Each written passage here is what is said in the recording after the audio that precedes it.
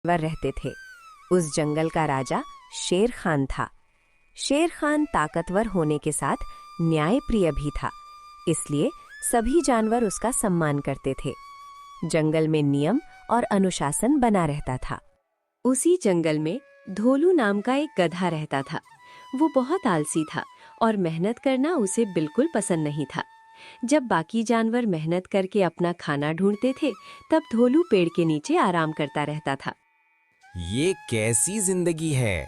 बाकी जानवर मेहनत करें और खाना ढूंढें, लेकिन मैं क्यों मेहनत करूं?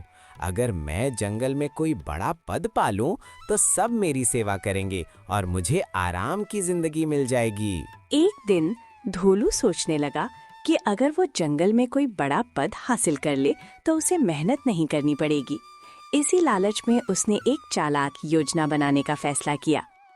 अगली सुबह धोलू जोर जोर से चिल्लाने लगा ताकि जंगल के ज्यादा से ज्यादा जानवर उसकी बात सुनने के लिए इकट्ठा हो जाएं। सुनो सुनो जंगल के सभी प्राणियों, आज मैं तुम सबको एक बहुत बड़ी और रहस्यमयी बात बताने वाला हूँ। रात को जब मैं गहरी नींद में सो रहा था, तब जंगल की देवी मेरे सपने में आई थीं और उन्होंने मुझे एक बहुत महत्वपूर्ण जिम्मेदारी दी है। गधे की बात सुनकर कई जानवर हैरान हो गए। कुछ को हंसी आई और कुछ जानवर सच में डर गए कि कहीं उसकी बात सच ना हो।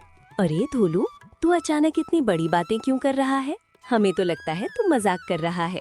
तू तो रोज पेड़ के नीचे सोता रहता है और आज कह रहा है कि देवी तो जय श्री राम। तुम लोग मेरी बात का मजाक उड़ा सकते हो, लेकिन जो मैंने देखा वही बता रहा हूँ। जंगल की देवी ने कहा है कि इस जंगल को एक बुद्धिमान मंत्री की जरूरत है और उन्होंने मुझे चुना है। अगर मैं मंत्री नहीं बना तो जंगल पर संकट आ सकता है। धीरे धीरे ये खबर पूरे जंगल में फैल गई और आखिरकार शेर खान तक भी पहुंच गई। राजा ने तुरंत जंगल की सभा बुलाने का आदेश दिया। सभी जानवर बड़े मैदान में इकट्ठा हुए। सबको जानना था कि गधा सच बोल रहा है या झूठ।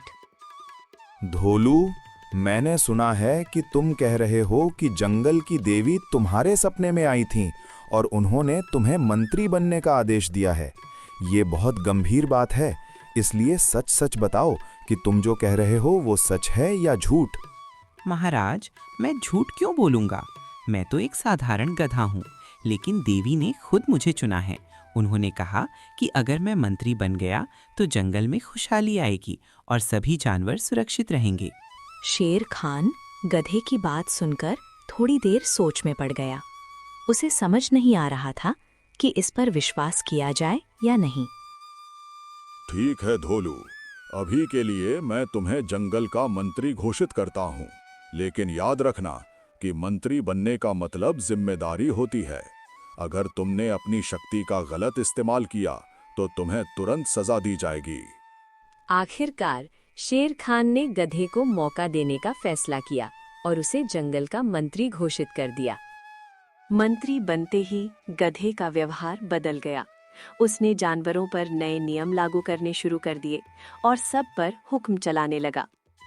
सुनो जंगल के प्राणियों, अब मैं मंत्री हूँ और मंत्री का सम्मान होना चाहिए। इसलिए आज से हर जानवर रोज मुझे थोड़ा थोड़ा खाना देगा ताकि मैं अपना समय जंगल की योजनाएं बनाने में लगा सकूं। लेकिन जंगल में चतुरा नाम की एक चालाक लोमड़ी रहती थी। उसे गधे की बात पर शुरू से ही शक था। मुझे लगता है कि ये गधा हमें बेवकूफ बना रहा है। देवी वाला सपना पूरी तरह झूठ लगता है।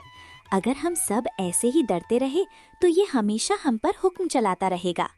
महाराज, मंत्री जी बहुत बुद्धिमान होने का दावा करते हैं, इसलिए हमें उनकी बुद्धि की परीक्षा लेनी चाहिए। अगर वो